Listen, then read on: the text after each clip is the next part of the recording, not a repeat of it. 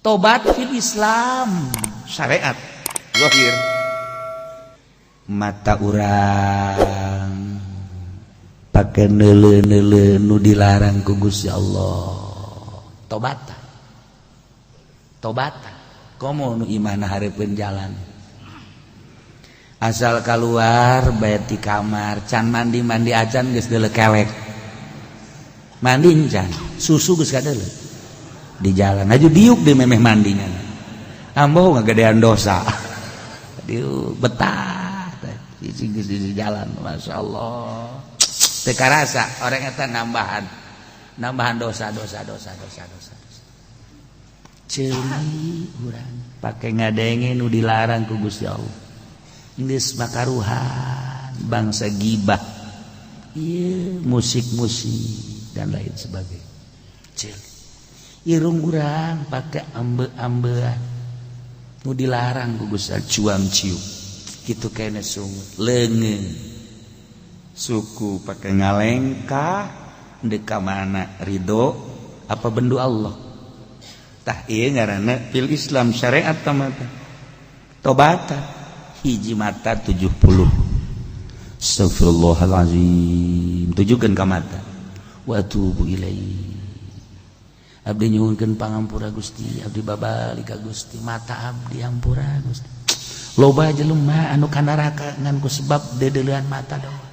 dicolok mata teh dipeurehan make timah anu geus ngagolontrog di neraka jahanam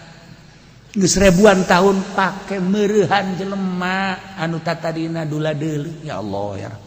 hanas teu sabaraha deuleu ping-ping doang jeung susu dikawin henteu ku urang Pak tapi engke di akhirat eta ditimahan karugi-rugi atuh mendingan tanya we sia ieu kadeuleuan ku aing resep ka sia daekna dikawin ku aing ulah doraka bae ye hayo sen kawin ku aing ye atuh cagiana tuh daek mah daek bae tuh nu di imah satu jental nu di imah mah geus urusanna nu belakangan teman moal aya nu di imah kudu 1 bae mah moal aya daripada aing haram terus naleu sia unggal poe kawin nah kuduna kos kitu teh jadi lalaki mah hebat eta ieu mah ninggal kuduna ngadoan ridho bae nu kolak iraha kiamat Kiai cenah bado atuh bisa mah bisa ngan tsunami ulah kira-kira ngan ieu we urang neuleu neraka nah kitu ke deh ceuli istighfaran guna astagfirullahalazim wa atubu ilaihi Gusti ceuli 70 irung astagfirullahalazim wa atubu ilaihi sungut terus eta teh kakarak tahap belajar tobat seperti eta sapoe 2 poe 3 poe seminggu 2 minggu eta tahap belajar ngaranna eta kakarak di syariat belajar teh ngaranna belajar tobat terus bae sabulan terus emang urang begitu urang istighfar poe ieu aju isukna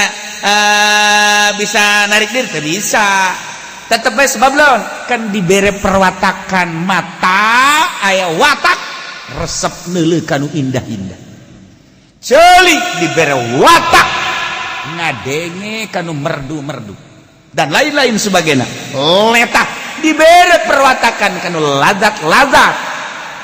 maka urang istighfaran geura istighfar terus eta teh lain saminggu 2 minggu sabulan 2 bulan mungkin satahun karak dibere ku Gusti Allah geus satahun eta kakarak di syariat karak aya ta berpikir nyana heuh naon artina kuari mah bisa tak kuari asal neuleuh bae awewe menghindar sorangan sebab naon geus diistighfaran kan geus belajar berarti geus bisa kan belajar tadi teh ai can bisa mah neuleuh deui ai can bisa mah neuleuh deui asal bisa neuleuh deui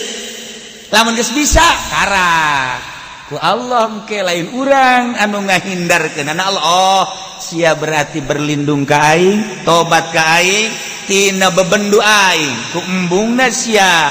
narima bebendu aing ku aing geus kadenge sia jeung geus kadeuleu jeung geus kajahoan selalu istighfar ku Gusti Allah engke dibalieurkeun ketika aya awewe teu hayang neuleuh sebab hideung sama watak kena tolol ente ya bahasa sanajan neule hate gitu beta mah ti Gustina selamat berarti geus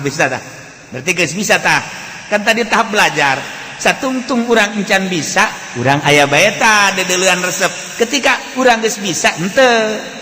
jadi eta mah kembali ka diri urang lamun diri urang geus bisa tobat dina syariat dibere teu hayang neuleuh bae dibere teu hayang kumaha sih teu hayang kos kada liwat bae gitu kos kada liwat eta ngaranna geus bisa nah kuari supaya jadi ahli urang teh ya terus ti belajar ka bisa kuari jadi ahli tobat kumaha teh ahli tobat eta selalu inget ka Gusti Allah lain urang asli nama nu tobat teh Allah sebab Allah asma'na at-tawwab wallahu alladzi la ilaha illa huwar rahmanur rahim wal malikul quddus salamul mu'minun kadituna at-tawwab ketika urang keur tobat nu ahli tobat lain aing sebenarnya mah sebab aya asma Allah tawwab nempel nyorot ka urang ningali batur nu keur tobat teu kadeuleu jelema nu kadeuleu asma Allah at-tawwab innallaha yuhibbut tawwabin wa yuhibbul mutatahhirin tah lamun geus boga perasaan kos kitu berarti boga makom teh jelema ahli tobat nu tadina per menit per detik tobat keur belajarna kuari dihindarkeun ku Gusti Allah bisa berarti nyana geus terhindar tina nu diharam-haramkeun nah kabelah dieuna jadi ahli ku sebab naon perasaan lain dirinya nu tobat asma Allah at-tawwab luar biasa bab tobat bae ge tah kos kitu tah mun urang nyaritakeun dina thariqah geus thariqah teh lain zikirna zikir basa kadar mecutan praktek tobat da supaya jadi makom ieu lain hese kakarak dina syariat